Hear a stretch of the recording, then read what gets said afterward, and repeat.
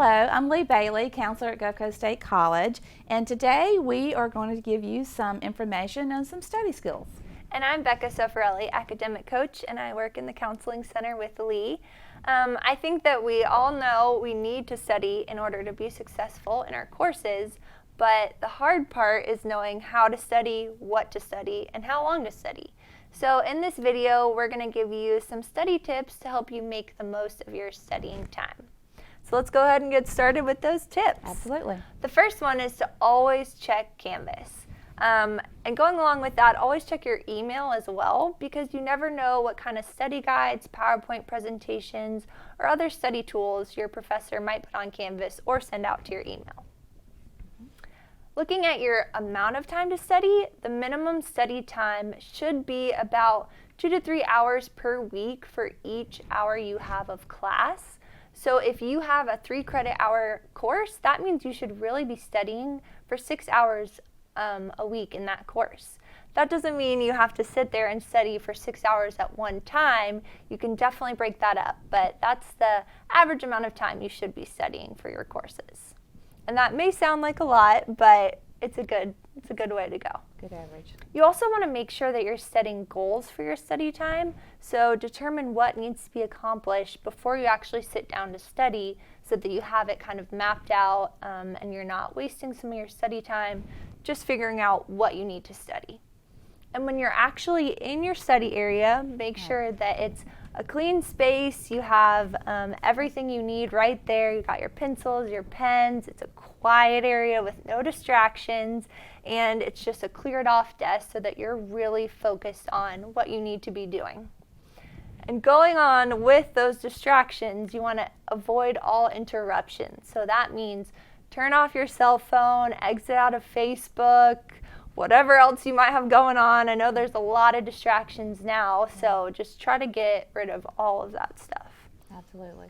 And make sure that your study area has everything that you need. So if that's papers and pens or your computer, syllabus, study guides, whatever that is, just have it right there with you so that you're not constantly getting up and running to different parts of your house, the library, wherever you are, so that you're getting distracted and maybe never coming back to your studying. That can happen.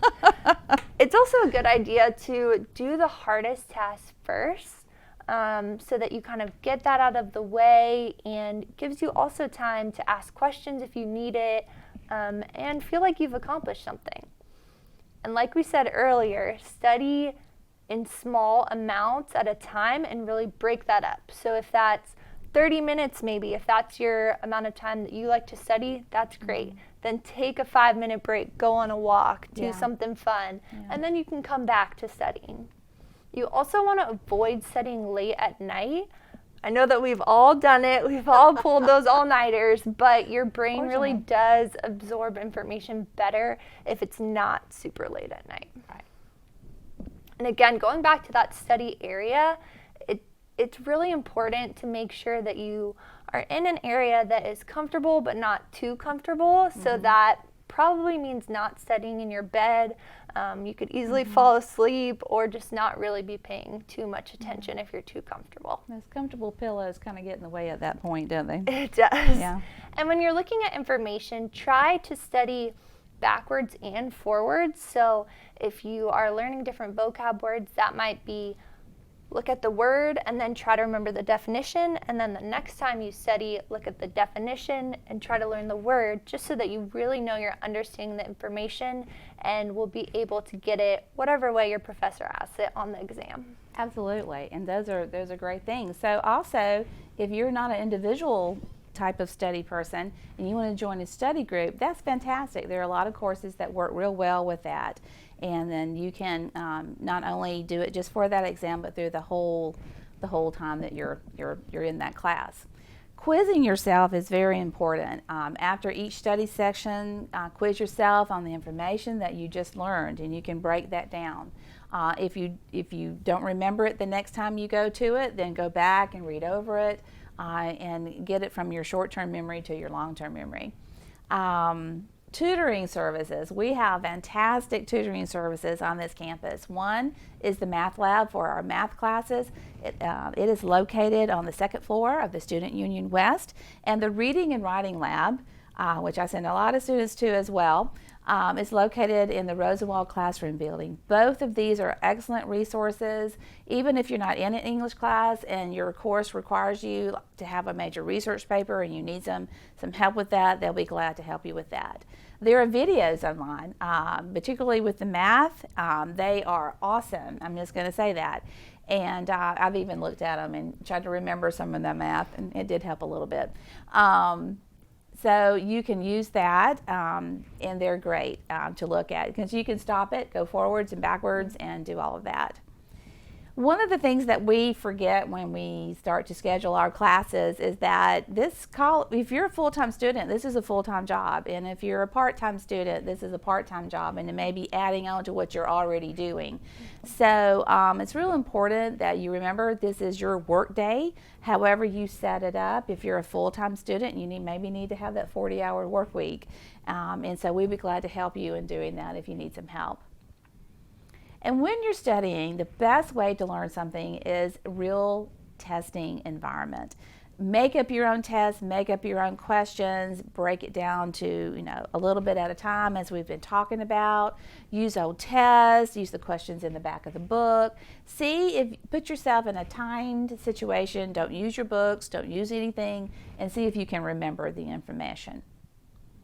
And the time limit should be something similar to what you would have in your regular classes and everything. So that's really good. We talked about study as you go. I think we have talked about that, and we need to talk about it again because it's the best way to do it. Learning the information before your class, before you go to your next class, gives you that one's up on getting the information in from your short-term memory to your long-term memory. And that is just a fantastic thing for people to do. Yeah, when you're looking at that information right before the test, it should really be more of a review than you trying to learn the information for the first time. Absolutely. So how do you do that? There are lots of different things and lots of different ways that you can do that. Here are some memory tips. 7 is the magic number. Repeat something. And really what we're talking about here is repetitiveness. The more you do it, the more you're going to learn it, the more it's going to stick. And so say it out loud 7 times, write it 7 times, put it on an index card and get someone to help you call it out and that sort of thing. That really helps in doing that.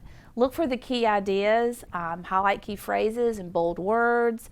Make up acronyms, or like my dear, please excuse my dear Aunt Sally. The math department will like us for putting that in there.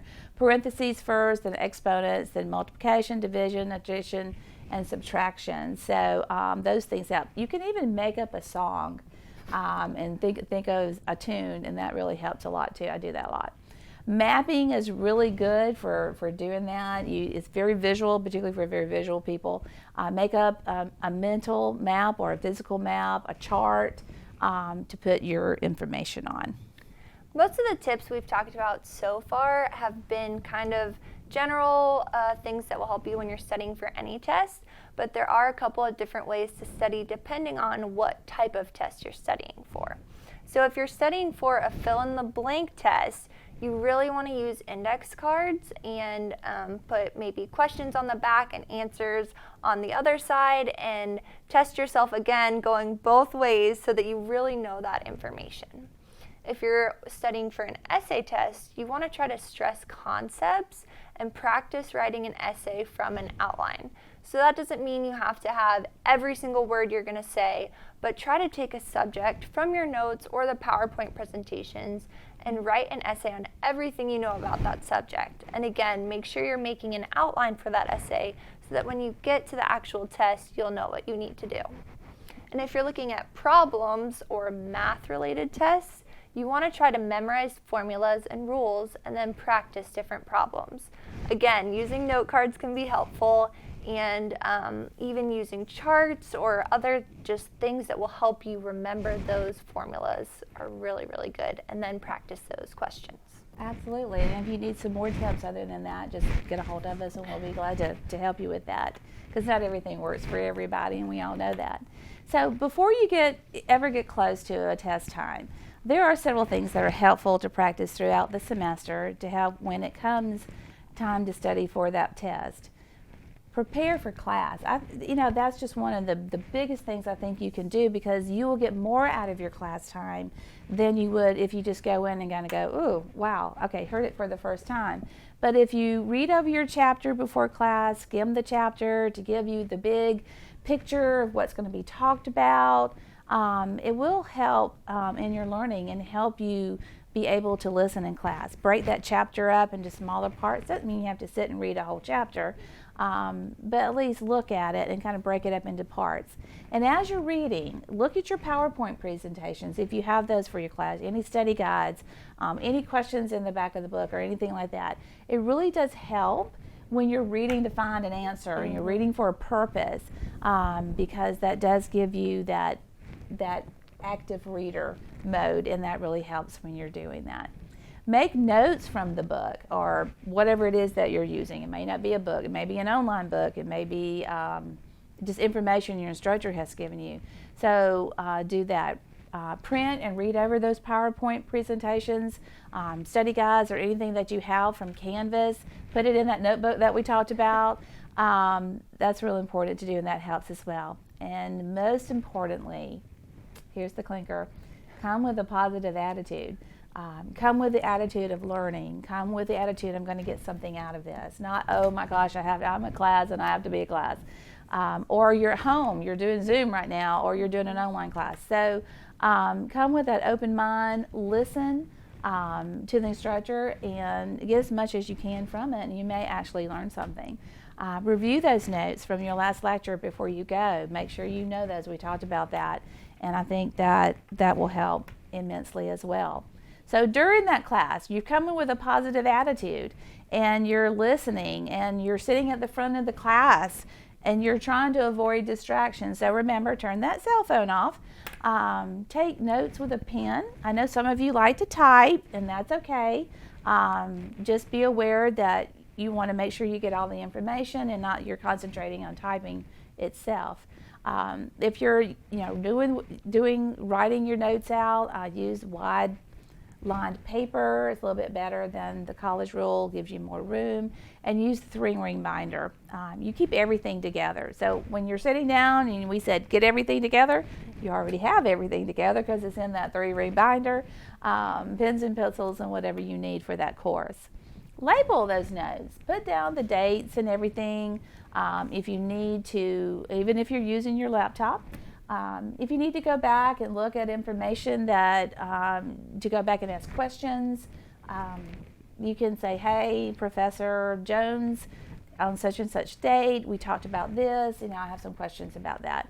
So it also shows your instructor that not only are you asking questions, but you're being very proactive in what you're doing.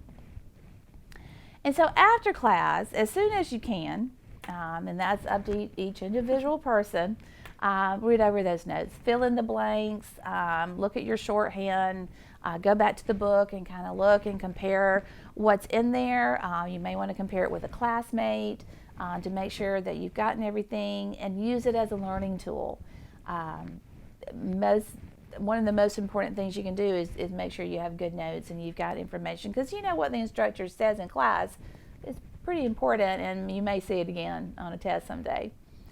Make note cards if you're going to be using note cards, and just keep up with that during that time.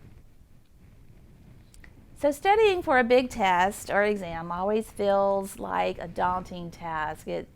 Lots of stress is coming in. But if you prepare, stay organized throughout the semester, and utilize the skills, some of the skills at least, that we have talked about, studying for a test will be much easier and your stress level will go down. And we talked about a lot of different tools that you might be able to use, but it's really important to pick what works best for you. So if making note cards works, then do that. But if it doesn't, then find what does work for you. It might be writing notes out, like we said, that helps a lot of people. But if you're one of those people who really likes to type your notes and that's what works for you, then that's what you need to do. Everyone's different, and you just need to find your study style and maybe try different tools until you figure out exactly which one is the best for you. Absolutely. So Becca, that was a lot of information. We know that. So we want you to contact us if you have any questions or need some more information. Again, I'm Leigh Bailey. I'm a counselor in the Counseling Center. The Counseling Center is located on the first floor of the Student Union East here on the Panama City campus. My phone number is 850-769-1551, extension 4861. Email is lbailey, L-B-A-I-L-E-Y, @govcoast.edu. And I'm Becca Sofarelli, academic coach, like I said, and I have the same phone number as Leigh Bailey, but my extension is 2829, and my email address is rsofarell@gulfcoast.edu. Thanks for watching, and y'all have a great day. Thank you. Bye.